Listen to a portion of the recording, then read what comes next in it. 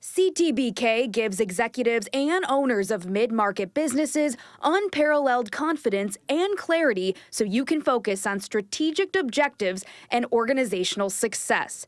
Their multidisciplinary advisors, accountants, and team members have a wealth of experience and are all available and responsive to each client to ensure the most effective advice, actions, and outcomes no matter the situation or complexity level.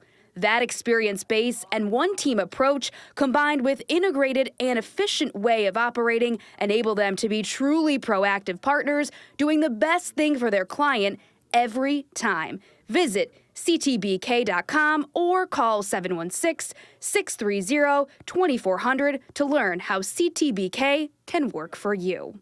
Hey, it's your boy Pharrell. I'm a huge fan of Tim Graham and Friends. Then again, who isn't? Shake it, ooh. I'm Bucky Gleason, and you're listening to Tim Graham and Friends. Tim Graham has friends? It's Tim Graham and Friends, brought to you by CTBK CPAs and Business Consultants. I'm Tim Graham of The Athletic, here with Jonah Bronstein of Bronstein Sports Plus. We are fresh as daisies after last night's Dolphins at Bills game. And for a pretty easy victory, 31-21, the Bills didn't cover because the point spread got up to 12.5 in some places, although it opened at 8.5. So if you got in early, your Bills covered.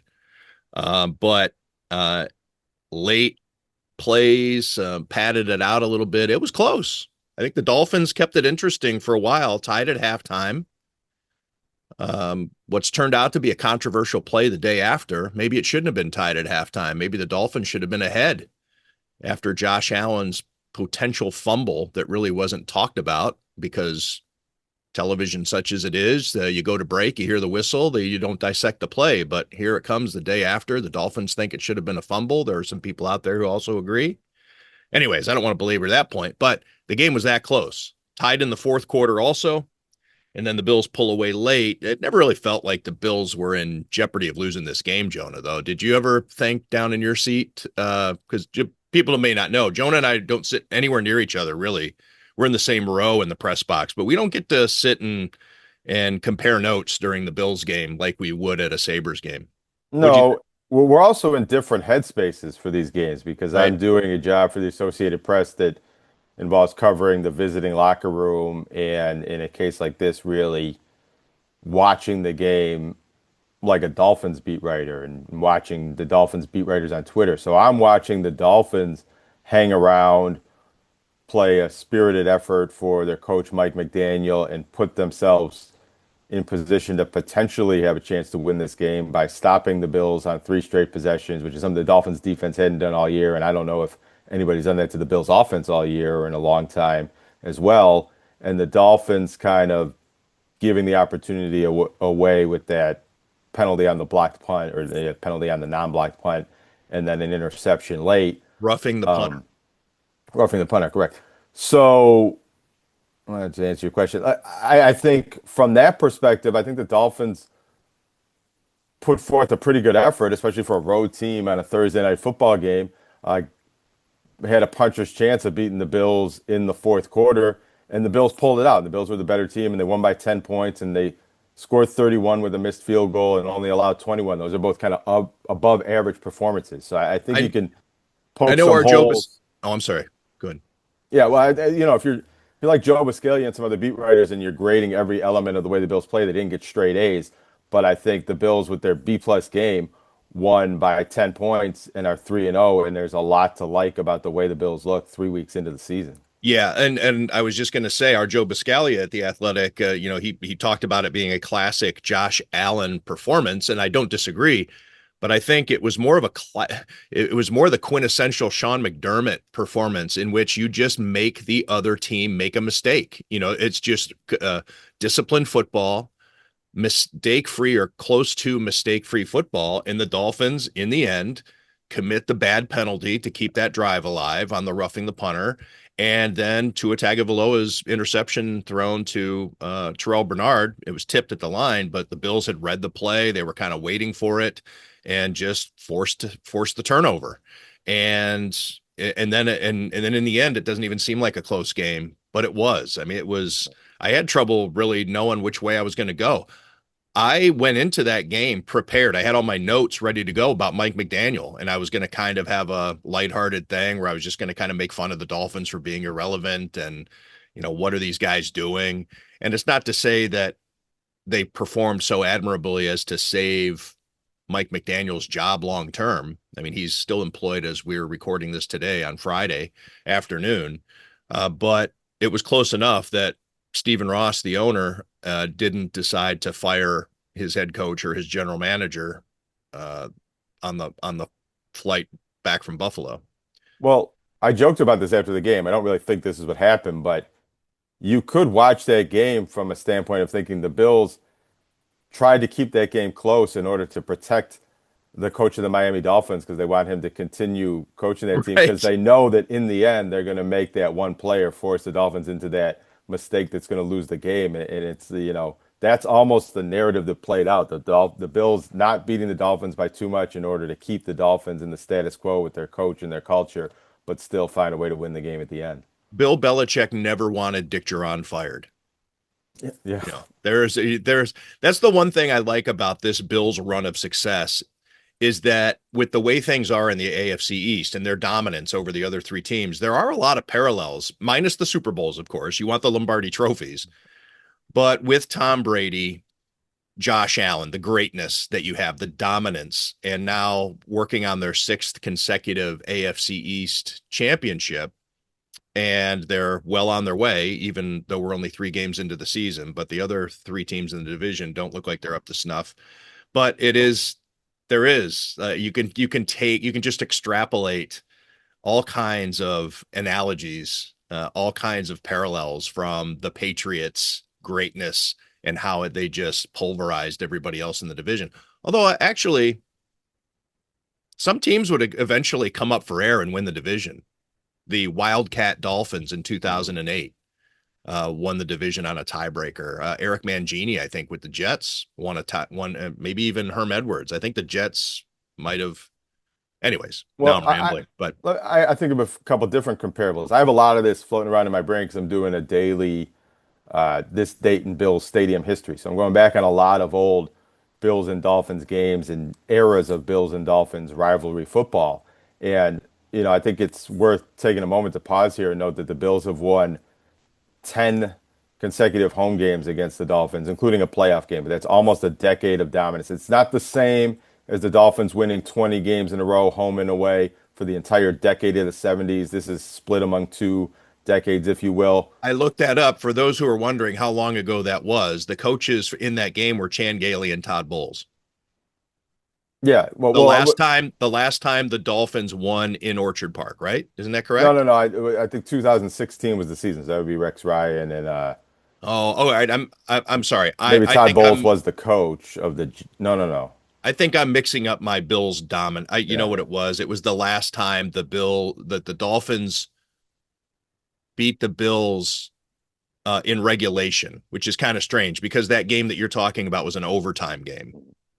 Well, So for us well, Buffalo sports people, the Bills did not get a point. They did not get a point for taking that game into overtime, well, but it I did think require extra session. what I'm trying to go back to is that, I'm sorry. the Dolphins had that run in the 70s that was more dominant than this. But the Bills have won 14 to 15 games against the Dolphins, 10 home games in a row. This is about as best of a stretch of dominance the Bills have had against the Dolphins on their side. The 90s Bills won a lot of games in the Dolphins, especially in the playoffs, but not every matchup every year. And the Dolphins were that team coming up for air when the Bills were winning most of the AFC's championships in the 80s and 90s. The Dolphins won the division in 1992, and the Dolphins were a game away from winning the division in some other seasons in that era. They were almost the Bills' peers, even though the Bills won more games. And now the Bills are just ragdolling the Dolphins year after year, like the Dolphins did to the Bills in the 70s. What were the Dolphins saying in the locker room after the game? Well, most of what I got was podium, and in the locker room was just Zach Sealer getting a little bit of his reaction to uh, the special teams mistake that was very costly. A lot of the Dolphins' questions were based on, playing for Mike McDaniel and showing pride and asking about moral victories, and the responses were that there are no moral victories, but there was a lot of that tone. I mean, the Dolphins seemed to feel like they played better in this game than they had the week before, even though they scored more points in losing against the Patriots, and maybe played better than they had in some of their previous losses to the Bills.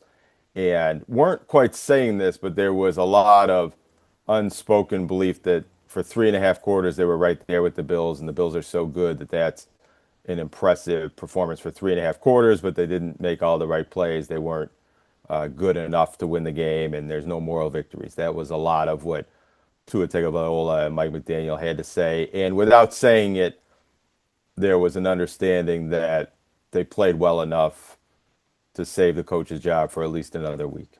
Was anything brought up regarding the potential fumble before halftime? Yeah, no, that was not brought up. That was brought up online. I saw it really as a kind of the organic aspect has come from social media, I think, because I went back and watched it before we did our podcast here, for a couple reasons, and we'll get into it briefly, or maybe you know how I am. I don't know that I ever get into anything briefly, but the broadcast didn't go over it either, because they are so regimented and they have to get to halftime and they have their mindset. They come back from commercial. There's a shot of downtown, and Kirk Herbstreit and Al Michaels are having a conversation of, hey, can they see their hotel in downtown? They know that the Bills are going to kneel out the clock. There's going to be a kickoff, and then the Bills are going to kneel out the clock. So they're just jabbering. They're just filling time.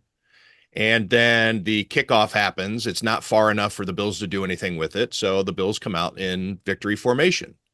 And so they're talking about, Josh Allen's going to kneel it out, and they have to tee up all the halftime promotional stuff, right? And Ryan Fitzpatrick and Whitworth and whoever's on the show and Richard Sherman and all the different things that they're going to bring you.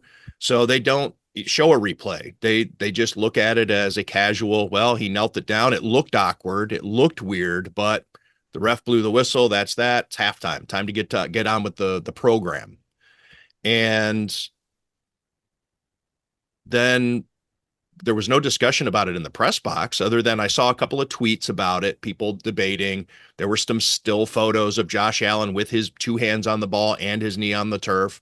And I just kind of considered it a dead issue. But as today has gone on, it's been a discussion in which there's actually quotes from some Dolphins. And I don't believe that any of the coaches were asked about it today out at Orchard Park when Sean McDermott, Joe Brady, and Bobby Babich spoke with reporters today. I've been on assignment, so I wasn't able to get out there today, but I guess it's a thing. And it's a real thing, because that could have been a Dolphins touchdown, and it's a play, and there's a reason that they make you run out the clock. It's not like Little League baseball where you can just, or youth basketball where there's 7 seconds left in a blowout and you just start walking off the court and shaking hands. You got to play. Yeah, I mean, I suppose it's today a story and something for the NFL to emphasize with officials and teams. Good Friday story, I guess, right? If there were games going on today, we probably wouldn't be talking about it. Yeah, and remind players and officials to administer that play better in the future. But I don't think it was a thing last night. It wasn't mentioned in the post-game interviews. I don't believe Mike McDaniel or any of the Dolphins coaches were, talking to the officials going into halftime, or were they protesting that was a play they should have been able to score on? And I don't think that would have been, even if the letter of the law might have said that's what should have happened in the spirit of the game, I don't think that's something that should have happened. That the and Dolphins we don't know scored a because gift touchdown like that. Following the hero, Josh Allen. Yeah. It's the camera pans with Josh Allen running to the tunnel. So we don't see the reaction from Mike McDaniel or the Dolphins defensive staff or anybody like that. And we don't even see the Dolphins players. We just see Josh Allen, hero, off into the sunset of halftime. And we'll get back to you after Ryan Fitzpatrick takes off his shirt. I heard some whispering about it at halftime. It must have gotten onto Twitter, the television thing. But like I said, it didn't seem like anybody who was watching that game live maybe even fans in the stands, although they're all Bills fans, but nobody seemed to be outraged that the wrong because thing happened. you tune out at that moment. You're Yeah, not trained to even see that anything's going to happen. I You're guess, but wondering. The that corgi play, races are about to happen. yeah, People are talking about they're getting ready for the corgi races at halftime and running to take a whiz or get another beer and a hot dog, or even up in the press box. We have jobs and, we're constantly having to churn out content, and some places have to write up their halftime thoughts and all. I mean, you tune out that in your mind, it's a nothing play. So we also take it easy and don't see, so we don't always sprint through the finish line. yes, but that's the play that should have occurred and kneel down and going into halftime. It's Right. almost like you can go back on an NBA basketball game and count 25 different travels or whatnot. But Right. I mean, not to get into a discussion of how often they should call traveling, but some letter of the law infractions or holding in football, you can't just go back and rewatch every play and re-officiate and say that's how it should have been officiated, and that's how the game should have went. Like, some of the things, if they look and smell like a kneel down, look like a duck, well, I don't know, walk like a Well, it's duck. reminiscent to me of the big controversy in the playoffs a few years ago against the Houston Texans. Bills fans were up in arms about the kick returner who flipped the ball to the official and jumped out of the way. You remember the play, right? And it was deemed to be a downed football, or the just as worth as much as a kneel down, but he didn't. He flipped the ball to the ref. The ref jumped out of the way. The Bills jumped out, or whatever, the touchdown. And then they were like, no, no, no, no, because it didn't look like it was supposed to look. But by the letter of the law, that should have been a Bills touchdown against Houston in the playoffs. And Houston gets the ball at the 20. Instead, because the refs were like, well, that's not what he meant to do. He was just flipping the ball to the ref and be like, well, yeah, that's a All right. fumble. Um, So karma got right with the Bills this That's time. right. It was That's right. evened up. All right. Good. The stakes a little bit lower. I do want to mention though, just real quick, and I know that it's a story that you and I have talked about, and I think I've even mentioned it on the podcast before. I've tweeted about it also because it's fascinating to me. Back in 2019, I had a discussion with Brian Dable when he was the offensive coordinator with the Bills, and I said, why do you put a wide receiver or a running back, I don't remember what it was at the time, in your victory formation? And I had done a big deep dive story back when I was at the Buffalo News about the victory formation. And it sounds pretty boring as a topic, but I like to drill down on a bit of what seems like minutia, and then let's find out everything there is to know about it. And the impetus for that story, you may recall, I don't recall the year exactly, but you probably can picture it.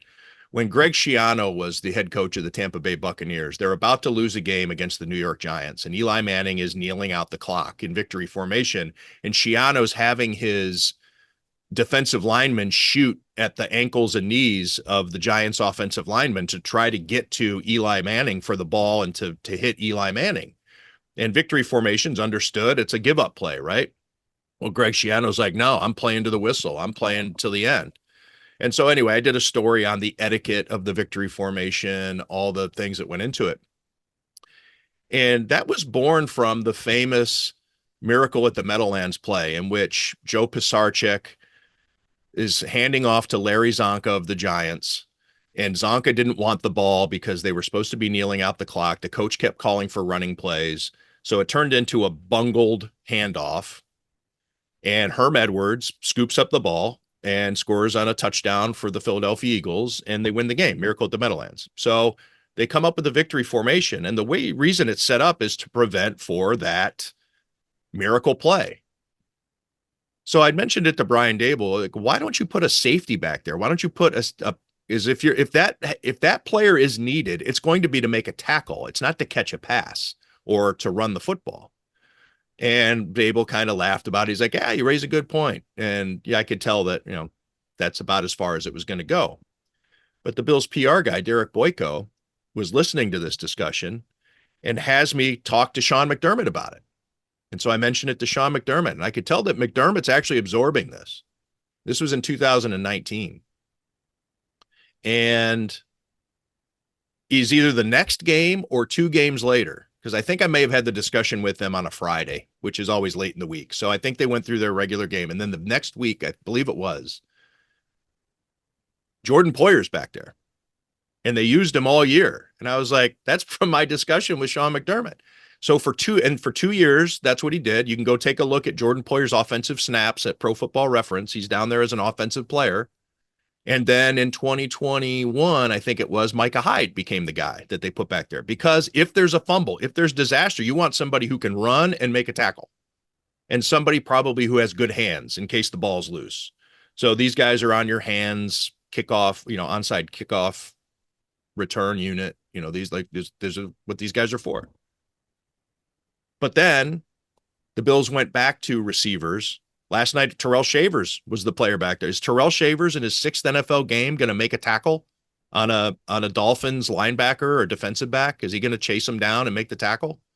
Well, let me ask you this. Is a kneel down at the end of the half victory formation, or is there any difference into how you would Yeah, approach that it's still the same situation? thing. It's still victory formation.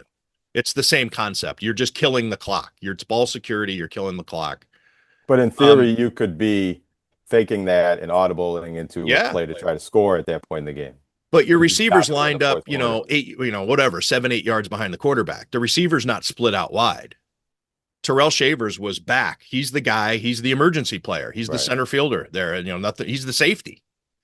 And so the reason why, and Sean or Brian never explained to me really why, but I was able to find out through talking to Poyer and Hyde, is that it's about snap counts. And the players want their snap counts. And so the receivers want to be out there because because there's bonuses involved and there's contract stuff that can be about your usage. And it just settled back into, it's the offense. Let's just put the offense out there.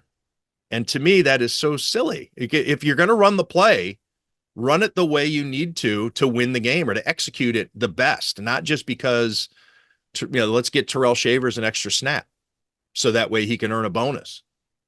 Because if Terrell Shavers may have gotten steamrolled on that play, and you should have, Taylor Rapp should probably be back there, or DeMar Hamlin, or whomever. Cole Bishop, but put somebody back. Terrell Bernard, maybe. Terrell Bernard's pretty quick. I have a take. I think kneel down Aaron plays, Johnson's probably the perfect guy to put back there. I think kneel down plays should be banned with the tush push for different reasons, but I think it fits in the same vein of it's not an entertaining play to watch. It doesn't add much to the game, and that in those situations when you're just trying to kill the clock, you should have to hand the ball off and run it into the line and risk a fumble. And at the end of the half, I mean, I understand why teams do it, but have you ever been a fan watching a game and being like, all right, cool, they're kneeling it out here? Yeah, well, here's a great solution. And arena football used to do this, and the NFL should adopt it. You have to gain a yard to stop or else the clock stops. If you don't gain a yard, the clock stops, and the other team doesn't have to call a timeout or whatever. So it is on you to move the football as an offense.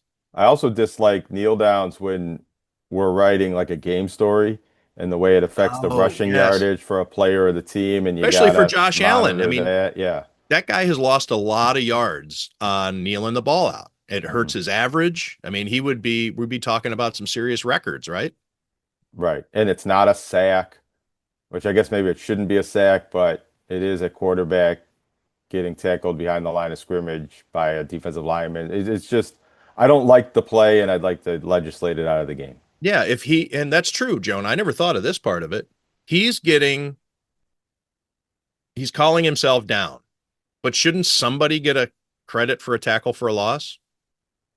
Maybe. If that happened on first down in the regular course of events, that's what would happen, right? Whoever touches him down would get credit for a tackle for loss or a sack, right? And there was a fumble on this play too. So should he be allowed to just kneel it out after once the ball hits the ground? Is he allowed to just kneel it out like a kick returner would in the end zone of a kickoff that's dribbling down the field? You can kneel it out, but once the ball, I think, becomes a live ball, and the exchange from the center to the quarterback has not happened cleanly, then I think that he should be tackled. Right? I mean, that's something maybe I'll look into for a follow-up story, because these are things I don't, maybe that's even in the rule book, but I do know that with player safety in recent years, and it even came up during that Houston Texans game that I referred to earlier, is the concept of giving yourself up. And it didn't quite apply to that play in Houston, to that kick returner who flipped the ball to the official.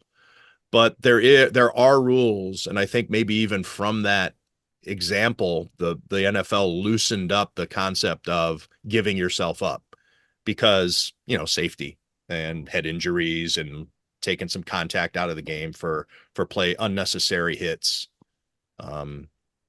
Anyways, so yeah, so I did go longer on that than I wanted to. Bills are 3-0, Jonah. They have the mini bye. They don't play for another 10 games, or 10 days. And it's the Saints coming in, by the way. This is a pretty soft part of the schedule. They have 3 straight home games. They have, obviously, they played Miami last night. Then they have New Orleans. It's a 1 o'clock game on Sunday. Enjoy that, Bills fans. And then we're back to Sunday night football against the Patriots in week 5, off to Atlanta, and then the bye. In fact, we have New Orleans with a 1 o'clock kickoff, and then we're back to 2 straight, damn it, primetime games. I don't like the night games. At least the Monday night game is at 7:15 and not 8. I don't know. But anyway, it's tough to cover these games, and it's tough because fans don't necessarily care after a late game. I mean, they might surf social media for a little bit, but you go home and you go to bed. Nobody wants to see what Tim Graham or Jonah Bronstein has to say at 1 a.m. about the Bills. So where are you with the Bills? 3-0. I think the Bills are in great shape. 3-0. The Chiefs are 0-2 with a possibility of being 0-3. The Bills are, at least a game in front in the division. That game against the Patriots coming up is going to be pretty big, I think. But for now, they're in the driver's seat. They had the win over the Ravens. Everything's going well. I don't know if you saw that stat that the Bills, what they've scored, over 100 points, fewer than 15 turnovers, fewer than 15 penalties, 0 turnovers, and their yardage through the first 3 games is something that's never been done over a 3-game span. So the Bills, while playing maybe their B-plus football, especially in the last 2 weeks, or really all 3 games, and that have certainly not been perfect, are still playing at a, number 1 power ranking team in the league level.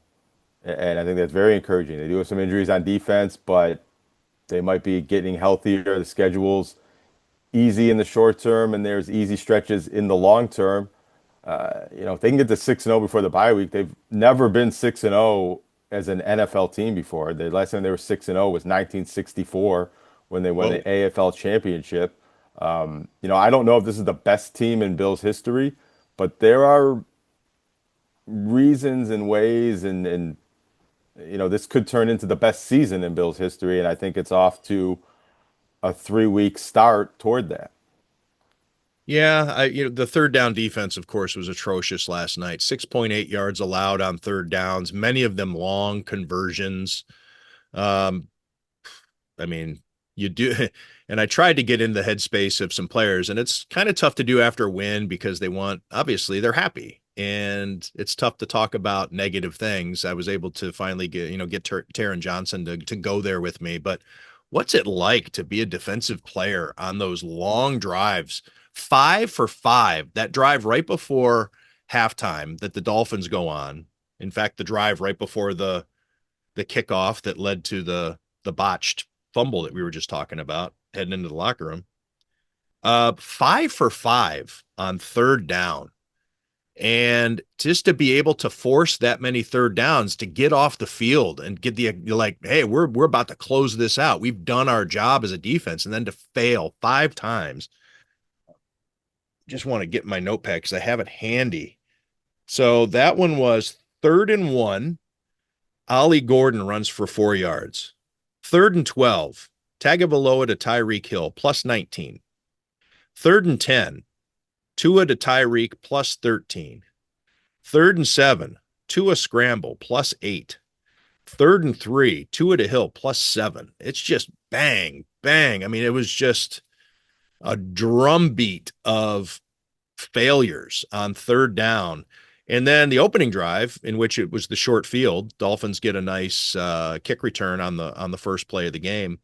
And then 3rd and 4, Tua to Tyreek +5. 3rd and 1, Gordon +8.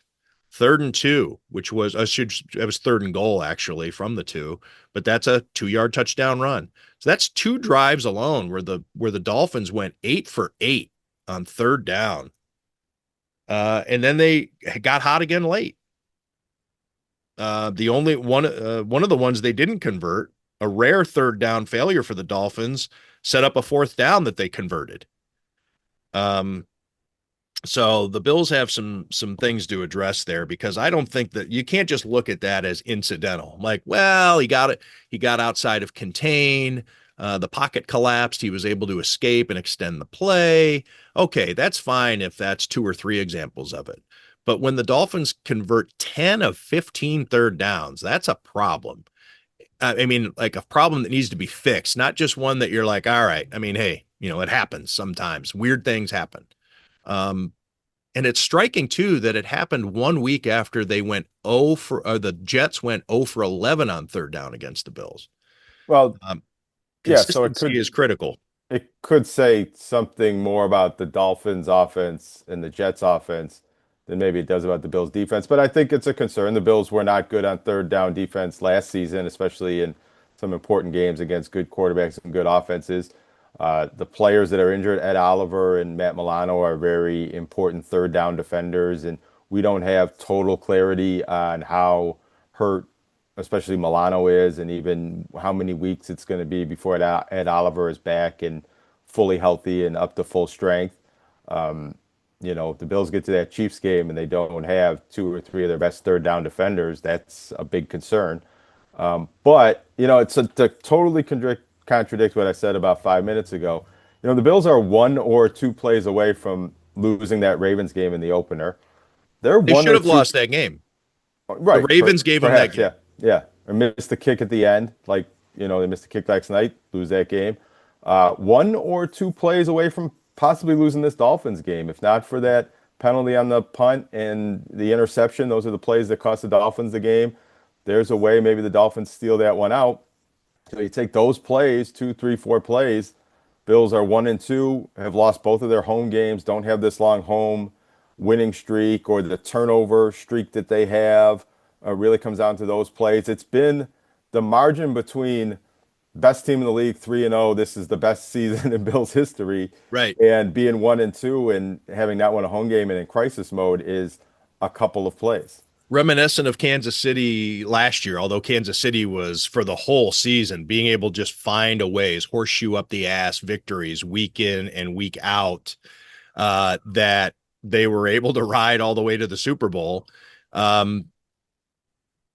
So yeah, winning the games, trying to figure it out. It's a good place to be, especially with the schedule, the way it's shaking out, this week and a half off in between games, and then an inferior opponent, an inferior non-conference opponent at that. You hope that the Bills just don't turn into, where they just expect it so much that they overlook an opponent, which may have been the case last night. They had so much success. You talked about it earlier in the podcast, the dominance that they've had over not just the Dolphins, but these men. Tua Tagovailoa, knocking him out of games, just totally breaking his ribs. AJ Epinesa did the 1 year. Matt Milano knocked him out of the game temporarily a couple of years ago. Damar Hamlin knocking him out of the game last year with a concussion. Mike McDaniel just looking foolish, whether it be the T-shirts, I wish it were colder, coming into Buffalo after posting 70 points on the Denver Broncos and being upset that they were underdogs and then losing that game. The Dolphins have just been awful against the Bills. I don't want to say the Bills have been so superior. They've just been just superlative in every facet that I wonder that heading into last game and the coach being on the ropes and the Dolphins at 0-2 in ugly fashion, not being able to stop the Colts in week 1. The Colts go 10 for 10 on possessions. They scored on every possession in week 1. And then almost as bad against the New England Patriots, losing that game in laughable fashion, a game they should have won. Dolphins blow that one. And so maybe the Bills are human beings, and without Ed Oliver and Matt Milano, like you say, maybe they took a couple of things for granted. But again, they still win by 10. They still win comfortably. UB's about to go on a 3-game homestand. They are hosting Troy this weekend. Troy's always one of those teams that you see, doing so well against, going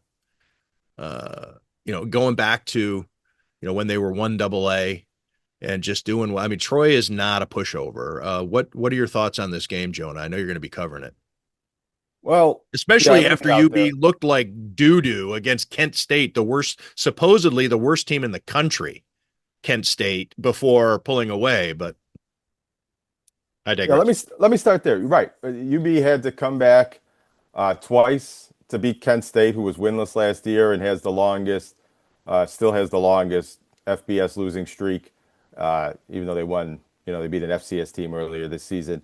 And UB had to score, they had to score 10 points in the 2-minute drill at the end of the first half, and then again have a 2-minute drive at the end of the fourth quarter to come back and win the game against Kent State. They were favored by 3 touchdowns. They only won by half a touchdown, winning that game.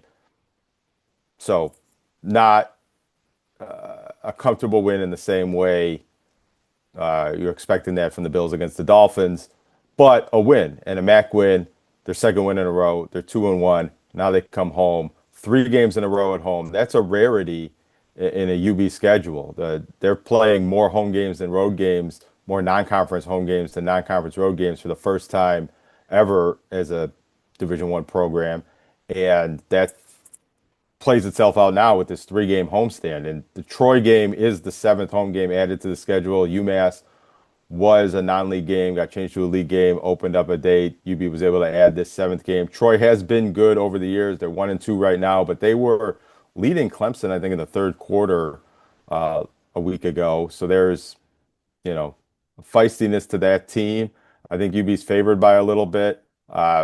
They have UConn next week, and if UB can avoid, I shouldn't say it like that. If UB can split this game, if not win them both, but if they can split these next 2 non-conference games, they're in really good shape to have a really good record and, contend in the MAC, go to a good bowl game, be well over 500. The only thing that could really throw this season off is, I think, losing these next 2 games in a row and hurting their confidence and their rhythm and things like that.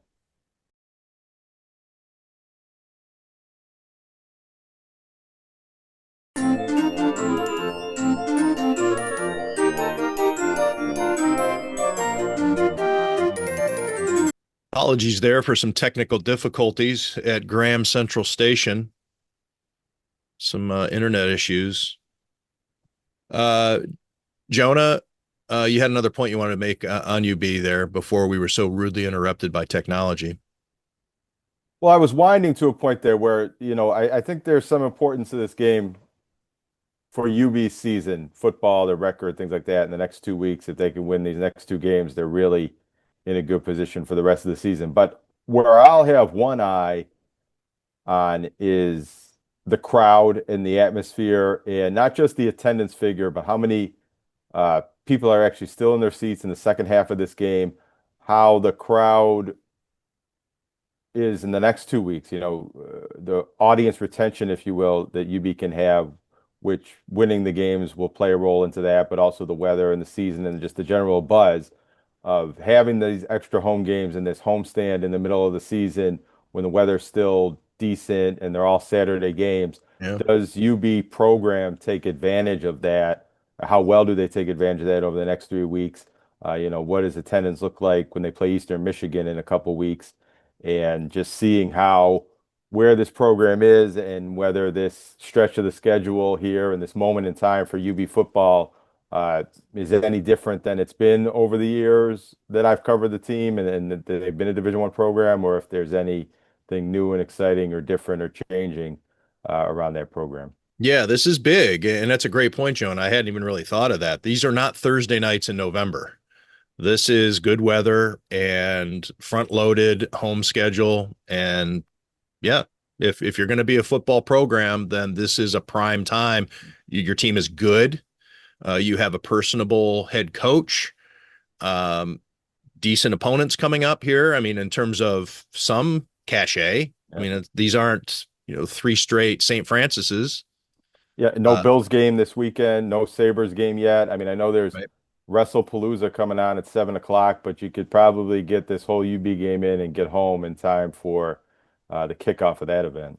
Jonah, what's going on with high school football? I know that there's some records about to be broken and some big games, and you're all over it. So, who are you covering for Channel 4 this weekend? Well, so records that have already been broken, records that are soon to be broken.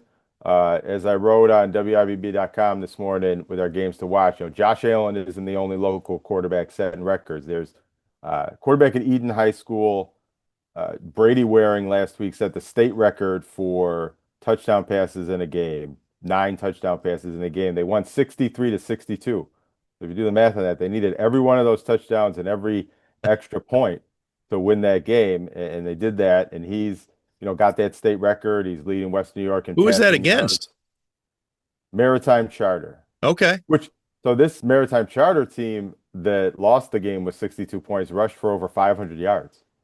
Man. So if you are a football, regardless of what style of football you are after, if you're George Radney of the Challenger News, you love to see one team pounding the rock. George is always talking about running the football, or it was air raid. 2 different styles. That would have been a fun game to watch. 63-62 is not only a basketball score, but just different in high school, types of, yeah. There's high school basketball games that don't combine for 125 points often. And what's a quarter? 12 minutes, right? Yeah. Not even I wasn't at that quarters. game. I didn't watch. I'm not sure the game flow of how that played out, but they threw for a lot of yards and scored a lot of touchdowns and won the game. And Brady Waring was also a Connolly Cup nominee the first week and again the second week, and that's rare. That committee does not like to do that, nominate players even more than 1 or 2 times in a season, and definitely not consecutive weeks. But they did do that this week because he set a state record. This is the second year in a row too that a Western New York player has set the state single season record. Last year, running back Adam Nunes, who won the Connolly Cup, set the rushing single game mark. And also tonight and going forward, there's another quarterback, Iroquois quarterback Justice Clyte. Last year, he already set Western New York record for passing yards in a single season. I believe that was Joe Licata's record that he broke, or 1 point it was Joe Licata's record. Now he comes into tonight's game 235 or so yards away from career passing yards record. Licata was number 2. Now he's number 3. Jerry Hickson is the player from St. Francis that holds that record from about 10 years ago. Justice Clay's also 9 touchdowns away from Joe Licata's career passing touchdown record. With the number of games left in the season, he's going to get 9 Maybe he can tie the record tonight. He could tie the state record for touchdowns in a game. He could tie the state record. Now, also back to that touchdown record. I suppose I could quiz you, but you wouldn't know. You want to guess who had the record before? I couldn't. All right, I'm just terrible with guess that. Joe Licata for the bit. Don Mikowski. That's a good guess. Ron Jaworski. Joe Licata had the Section 6 record, which was 7 touchdowns. So this new for public school Section 6 quarterbacks is 2 touchdowns above what Joe Licata's record was. 5 different players in the state have thrown 8 touchdowns. And, Brady Waring now the first with 9. But the Western New York record had stood since 1969. Now I'm forgetting the name, which is ruining it. But St. Joe's quarterback in 1969 had that Western New York record, stood for this long until last week when it was broken. Wow. Where did he go on to passing play? records from that long? No, I'd have to look that up. Did he play in the Tune in league next week. with the capital? I don't think so. It was not a name that I recognized. If we filibuster here, I'll figure this out while we're doing it. Well, okay. Well, how about this? While you look that up, I'll remind everybody to please subscribe to Tim Graham and Friends, brought to you by CTBK CPAs and Business Consultants. Like us, rate us, link to us, comment, all the good stuff. We get in the comments, we have conversations, we engage. So if you leave a comment there, we usually get in there and maybe mix it up, or you ask a question. We like that, and we've been growing. But the more that you do these things, the wider our audience, the more the algorithms kick in different things on the YouTubes and the Spotify's and the Amazons and the iTunes. Did you find it, Jonah? I found who it was, Gary Castine. I'm looking for more evidence that if he played in the NFL or college or beyond, all I'm finding is high school clips from the Courier Express, triple ABA baseball clips from the Courier Express. You would think Um, St. Joe's and that, I mean, St. Joe's has a pedigree even back then of players going on to play in college. we have an appearance in the UB baseball record book. No, maybe So, that wasn't his sport. Maybe he was just a baseball guy. How oh, do you spell the last name? Castine. This might be your next athletic deep dive. Yeah. Well, I wonder if he played minor league ball. Castine. Yes, Brady Waring, also a two-sport athlete, and from what I understand, might be a college lacrosse player instead of a college football player. All right. Well, Jonah, I know you got to get going so you can get out to those games. Apologize for the technical difficulties. If you're listening or watching, you probably don't notice much because it was just a blip for the audience, but for us, we had to reset, and fire extinguisher was involved, all kinds of drama. But Jonah, thanks. Have a great weekend with high school football with UB. You're going 3 days straight, right? You went Bills, Yeah. high school football, UB. When do you get to take a break? Well, Sunday's a day of rest, and then That's true. Rosh Hashanah, the Jewish New Year, comes along uh, early next week. But I've done this plenty of times before, but usually it's a different rhythm. High school football Friday night, college football, or maybe a Sabres game sometimes on Saturday, Bills game on Sunday. Now it's Bills game Sunday night, going into high school football, college game, WrestlePalooza. Got to watch that. You're a hardworking man. Jonah, thanks for this. Thanks to everybody out there for listening and for watching. Tim Graham and Friends, brought to you by CTBK CPAs and Business Consultants. The financial needs of a business go beyond tax and attest services. That's why CTBK goes beyond accounting services and offers outsourced solutions through their affiliation with CFO Solutions Plus. These additional services allow clients to focus on their operational and long-term strategic goals. Trust CTBK's outsourced solutions to provide cost-effective, value-added financial services tailored to your company's needs. Call CTBK at 716-630-2400. Again, 716-630-2400. Or go to ctbk.com to learn more about CTBK's outsourced solutions.